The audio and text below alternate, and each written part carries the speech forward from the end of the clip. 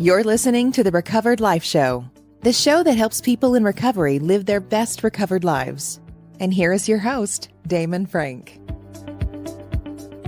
And welcome back to the Recovered Life Show. I am so pleased to be joined today again by our favorite health and sobriety coach, Kiola Raines. How you doing, Kiola? Hi. Hello. Doing well. Ready for fall.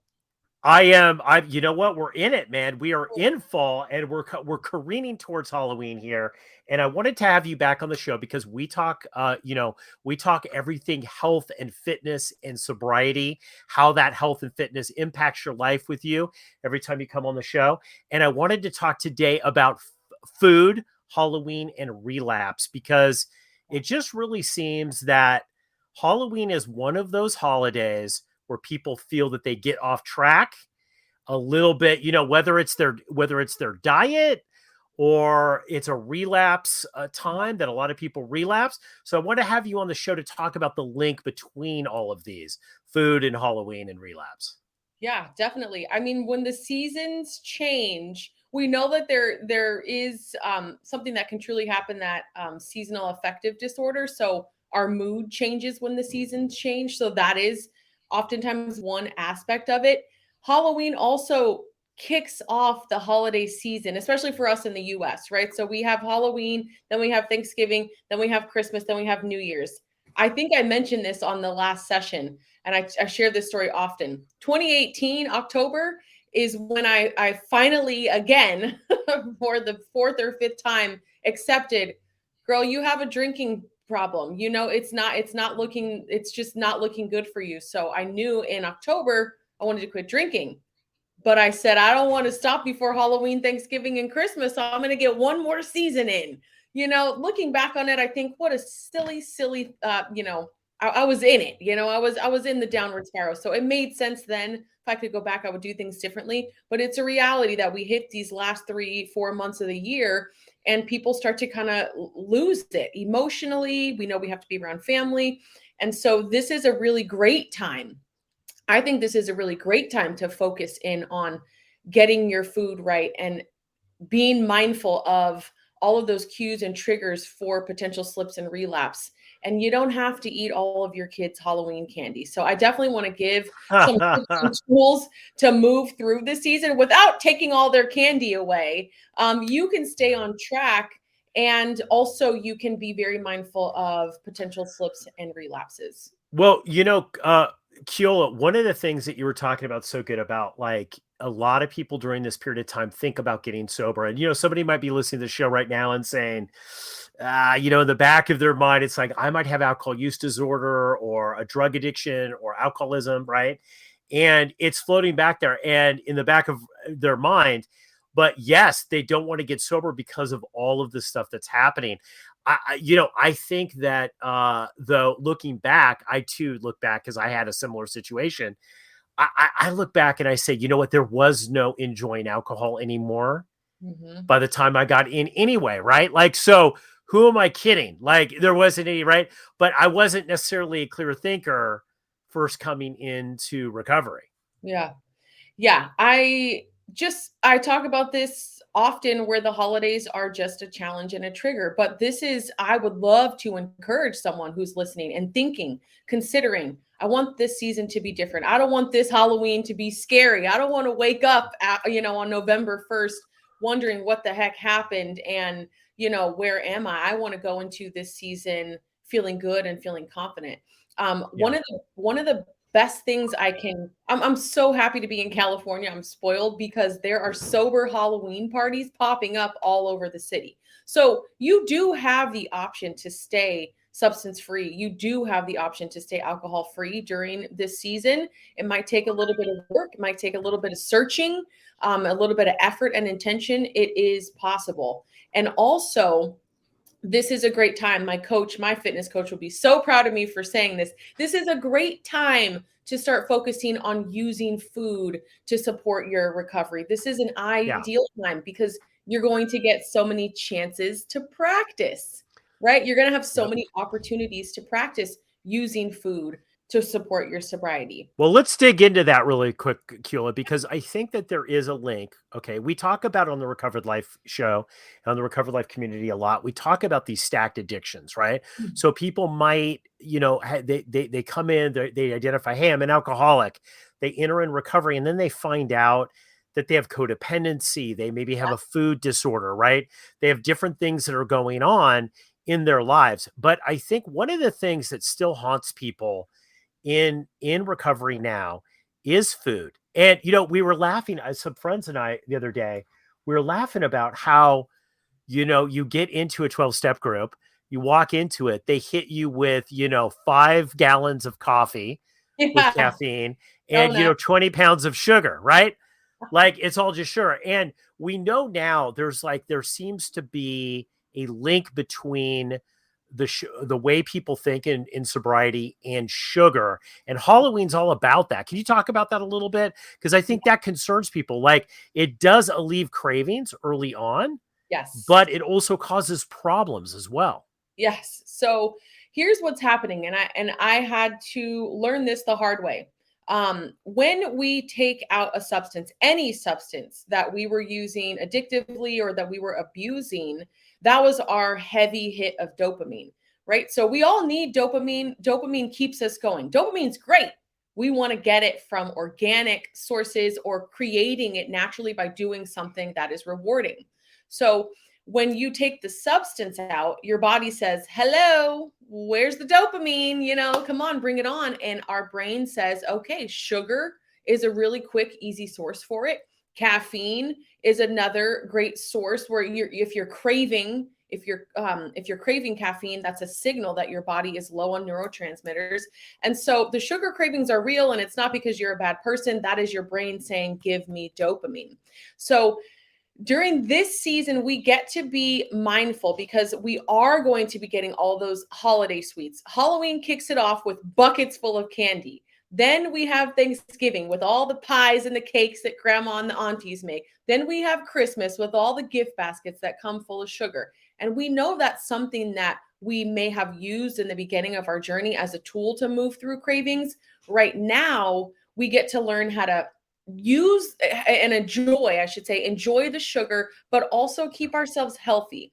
One key, this is the number one takeaway I want you to take down when it comes to sugar cravings and having sugar. Pair that sugar with a protein.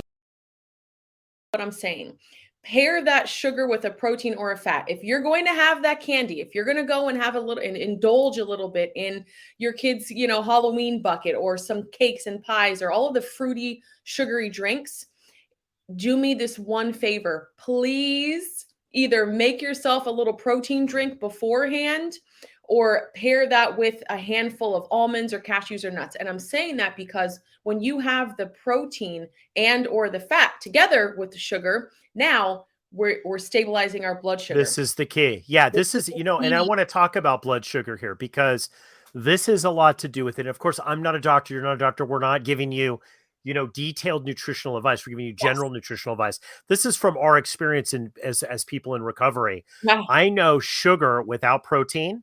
If I don't eat and then I load up on sugar, I don't think clearly. And when I'm talking about sugar, that can even be apple juice, natural sugar, right?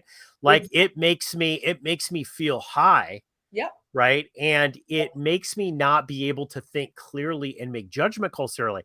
And in early recovery, this is a scary thing. I think even in late recovery, because one of the things you don't want to be is not have clear judgment in recovery. Yeah. So I learned that two of the top causes for relapse are actually low blood sugar, and neurotransmitter deficiencies. So when your blood sugar is low and you have those mood swings and you get a little anxious or a little depressed or you get a little bothered, your brain says, hey, do that thing you used to do that used to make you feel good. And or combined with when your neurotransmitters are low. So what I'm talking about is when your body is not giving you serotonin, GABA, and dopamine, when you're deficient there, same thing. Your mood cannot be regulated and you feel a little anxious, feel a little depressed. And now again, our body is saying, you got to do something about that. So we, as folks in recovery, and everyone really, we can use food to regulate our mood. We can use food to regulate our blood sugar. We can use food to bring neurotransmitters. And when we're doing those three things, we're helping ourselves avoid relapses and slips. I mean, when I learned that, the top two reasons I can control using food, I thought, oh my gosh, everybody needs to know this. You have to and get that is something we can control, right? Like we know that when we have the yes. first drink, we might not be able to necessarily make a judgment call whether we're having the second drink, Yeah. but food, we can control it. There's ways that we can control it. Yep. You know, it's interesting when we're talking about relapse or talking about stuff. What I noticed just in being in recovery is that going into really like rehabs and places, the transitional housing, sober housing, and watching people go that really were working recovery, but then on Sunday had 3 big gulps, 5 candy bars, a bunch of cakes, and literally made a decision after being sober for 6 months to a year, really living in not a great situation, being able to just make this commitment, all of a sudden go out. Yeah. Right. And I started to look just from my own perception of it is like, this is a nutritional issue. Yes. You know, these people are high on sugar.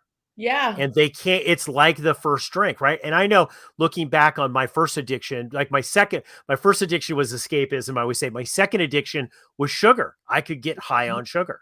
It's very true. And it starts to be the new tool that folks use. I watched my dad eat in his early sobriety. Every evening, a box of vanilla wafers and a pint of Haagen-Dazs ice cream. And I just thought I'm 10 years old. I thought, wow, my dad really likes dessert.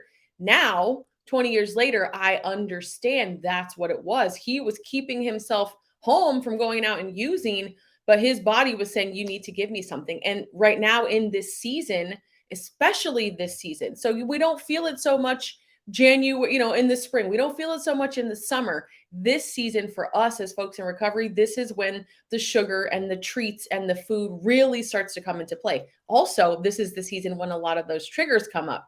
Family, the weather is changing, having to be in groups, those other things. So we get a real challenge, but also it's an opportunity to keep practicing and using our tools. So, Absolutely. Get ahead of it right now and start to, as my coach would say, the holidays are just one day, Kiola. Halloween is one day. Thanksgiving is one day. Christmas is one day. When the kids come home with the candy, this is your opportunity to start teaching them. If my dream would come true, the whole world would be educated about nutrition. This is an opportunity for you to have a conversation with them. Okay, we have all this candy, kids. We need to make this last. We want to, get this to last through Christmas, and start really looking at portion sizes and serving sizes and being mindful about what you're taking in each day. And it gives you a chance, if you have kids, to teach them to do the same. And I think, with recovery specifically, with people in recovery, I know we talk a lot about harm reduction. And I wanted to say, I'm not shaming anybody out there who's on the sugar train. I've been on the sugar train in 3 decades of being sober. I've been on the sugar train a lot, right? Like I have had a dependency sometimes on sugar, but I think it's harm reduction. What we're also talking about too, is that, look, if that's what it takes in early sobriety to be able to not use, like you were talking about your dad, that's what it takes, right? Like the way that I look at it, but 5 years into it, you want to start making different harm reduction decisions. Correct. Right? Not just the same. So when we get back, Kiola, I want to dive in because you're so knowledgeable about this and you have so many great tips. You talked about the protein. When we come back from this quick break, I want to dive into some tips that people could walk away with after listening to this, that they could really use and apply, not only for Halloween, but this whole holiday season. So we'll be back after this quick break. If you are newly sober, trying to get sober, or you've been sober for decades and are looking to take your sobriety to the next level, the Recovery Breakthrough 6-week transformation concierge coaching program might be right for you. Have Damon Frank and Christina Dennis build a custom roadmap to get you on the path to getting what you really need. Receive hands-on concierge coaching and stay focused and productive with our daily check-ins. If you're ready to experience your recovery breakthrough and start the journey towards the transformation you deserve, book a free Get to Know You call today and find out what is possible in your recovery. To find out more about Recovery Breakthrough and to book your free call, go to recoveredlife.us. That's recoveredlife.us.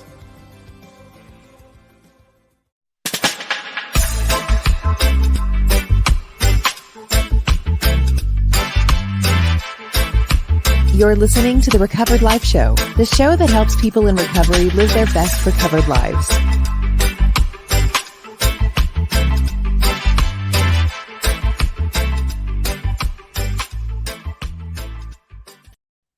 Okay, Kiola, we promised everybody that when we come back, we're going to go over some helpful tips about how to manage your food better, how not to get in a position where you're overeating, you're eating too much sugar, you're not thinking clearly, because we want everybody to have their best recovered life. So hit us with some gems here, Kiola. You always have these such great advice that I know I'm using.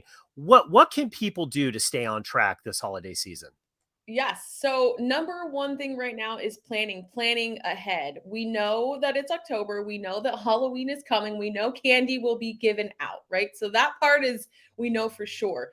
You can plan ahead when it comes to your meals. You can plan ahead when it comes to hydration. So always keeping a water bottle with you on hand. And when it comes to your meals, even if you're not doing a full meal prep, you don't have to do an entire week of prepping meals, but start to think about, what will I be having for breakfast, lunch, and dinner on these days? What days am I going to events? And making sure on those days, like I mentioned earlier, you're keeping that handful of almonds or any kind of, mixed nuts on hand, or you're keeping that protein drink on hand so that when you go to the event, you're prepared to stack that sugar that you might be intaking with some other nutrients. So plan ahead. The other piece, again, I cannot say this enough, prioritize protein. I'll repeat it. Protein, especially for folks in recovery, is our number one nutrient. We need protein in order to make those neurotransmitters. So if we want our brain to naturally give out GABA and serotonin and dopamine and all of those chemicals we need to balance our mood, we have to have protein to do that. So prioritize protein. Find out what you need personally for yourself and your goals. Everybody has a different number, but really focus on getting in plenty of protein. So plan protein, I guess I ended up as all P's. And then pause. And the reason I say pause is because when we are eating, we can get into the habit of rushing through meals. Time is changing right now. Our lives start to slow down just a little bit right now. This is a really good time to sit down when you're eating your meals. Turn the TV off when you're eating your meals. Put your phone away when you're eating your meals and really slow down and get in that moment. Food is giving us life. It's a beautiful thing. Another thing you can tie this specifically to sugar. If you are going to have a dessert, or if you're going to have a few pieces of the Halloween candy, have that one piece and enjoy that moment. Pause, eat it slowly, savor that flavor. So really start to slow down right now. So plan your meals, prioritize protein, and pause, slow down, take a little break. I have one more thing. This is specifically for sugar. Top shelf sugar. Okay. What do I mean by top shelf sugar? I mean, if you're going to be having sweets this month, you can make things on your own, fresh baked goods. And really, my certification taught us to be kind of snobby about your desserts. Don't just grab Chips Ahoy. Go down to the bakery and get the fresh baked cookie, because you're getting quality ingredients. You're not getting something that's just, packs full of cookies. And so we were really taught to share, if you're going to have dessert, really have something that's fresh made, that's quality ingredients, that has some intention and some heart behind it. So if you're going to do sugar, do the top shelf sugar. I love that. I like what you're saying about this whole thing about, being very conscious about what you're actually eating, because I think a lot of times I know that it's on autopilot. Now I'm going to go get ice cream in the freezer. I did this the other day, right? I brought home this huge pie. I was out shopping. I was like, this would be really, really great. And, we've been eating it over the last couple of days. But the other day I found myself eating pie at like 10 in the morning. I'm like, no, like That's not a really good idea. But it's interesting when you're talking about making sure that you have eaten. And, Yeah. we talk about that as a core thing in recovery is making sure self-care. That's a self-care core thing, that you're not going all day and then not eating and then frazzled and then just shoving anything in your mouth to try to Mhm. get some sort of, nutrition.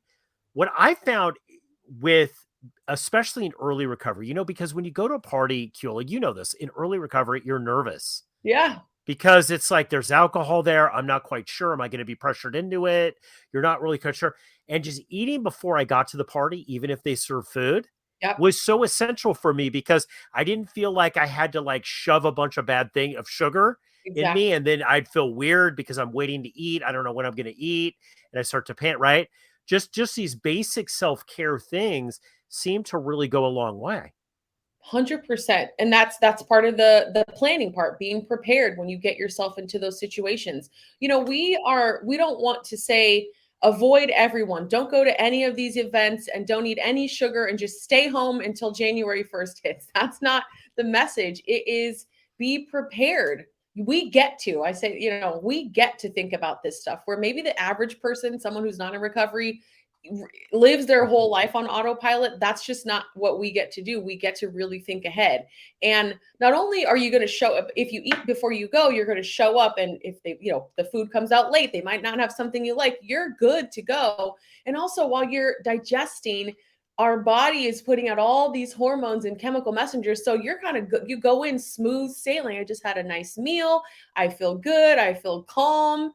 I feel happy, my mood is good, and you can enjoy yourself. And then, if something does come up, like you said, you can be in a clear mind. If you start to see, hey, this party is kind of going a direction I don't really want to go, and I feel confident enough to say I'm out of here, versus I'm nervous, I'm on edge, my blood sugar is low, and someone's offering me something, fine, I'll just do it. You don't get to make the best decision when you're not in that, clear-minded. And that's real life, Kiola, that's real life. That is how relapse happen. It takes you off guard when you're not in the present moment a lot of the times and you can't think clearly, right? Yep. That's when it comes at you. I found the most. I love this. I love this whole meal planning thing too, about really sitting down. I've started to do that more, cooking on Sundays. Yep. And freezing things. Like I made a chili I really liked that was really high in protein. And I froze things and I've been pulling it out as the Yeah. fall come in. And it's Yeah. been really great because I have really nutritious meals and I don't really have to think about it. I've already thought about it. Exactly. It takes a lot of the guesswork out from being right in the moment. What am I going to eat? And like I said, I know people's lives are busy. You might not have a chance to cook the entire week's worth of food, but you know what you can do? You can get a little index card and you can write a menu up so you can go back to that and say, okay, we're doing tacos on Tuesday, we're doing pasta on Wednesday, we're doing burgers on Friday, and now it's written down. I go to that. I don't have to think about what I'm eating.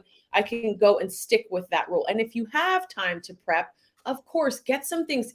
The least you can do is get the veggies washed and chopped up, and get some meat. If you eat meat, get that seasoned. And then you have that, you're ready to go. Every little step that we can take to make our day-to-day lives simpler and more structured, the less Absolutely. thinking we have to do in that day, and we can just go through our tasks. That helps us to avoid relapses and slips, because we have our day structured and planned, and we're able to deal with the challenges when they come, versus needing to go to a substance to get through it. And this is why I love having you on the show, because one of the things I think that people in recovery have in common is we're very all or nothing people, right? And you Yeah, see this a lot. You see this a lot in the holidays, especially people who got sober maybe in August. By right. the time they're October, they feel that they have to change everything at once, right? So it's like, well, I'm never going to have sugar again, or I'm never going to have anything that has sugar. That's probably pretty unrealistic. Like it just probably is pretty. And it's like, and does that really need to happen? It doesn't need to happen. Now with alcohol, drug, it does need to have. It is all or nothing. Like Yeah. we really can't have the first one, right? But No. what I love about having you on the show is that you bring some moderation to the Yes. conversation, because look, the reality is I'm going to work out 10 times a week, Mhm. and it's always going to be like that forever. And if I miss one day, I'm a total loser and it's over. is just such not clear thinking, right? But Oh, that's what we do in recovery. yeah. We tend to go to this all or nothing place. Yeah. We need balance for the rest of our lives. That is what we have to learn, that it doesn't have to be extreme with your fitness. It doesn't have to be extreme with your nutrition. You do not have to get sober, become a vegan, become a yogi and a bodybuilder and an ultra marathon runner and never eat sugar again. That does not have to be what it is. You can enjoy life. Like I said last time, you find activities that you enjoy doing. If you can't stand running, then don't sign up for a marathon. If yoga is weird for you, then join a CrossFit studio. Find something you love doing. And when it comes to food, I mean, I love food. I love to eat. It's one of the reasons I majored in kinesiology and became a nutrition coach. I like moving. I wanted to learn how to do those things my way and teach other people how to do those things their way as well. As folks in recovery, I say that the movement and the nutrition part for us are non-negotiable. But the part where you get to be creative and you get to be unique is how you move and how you eat. But we have to focus on those two things. You get to create, what works the best for you. Kiola Raines, thank you so much for coming on the show today. We're going to put a link on in the show notes about how you can get a hold of Kiola if you need some personalized help. And thanks so much for coming on, and happy Halloween, Kiola. Yes, thank you. Take care. Bye. Keep the conversation going. Join Recovered Life, a community of like-minded people who are looking to live their best recovered lives. Membership is free, and you can apply at recoveredlife.us.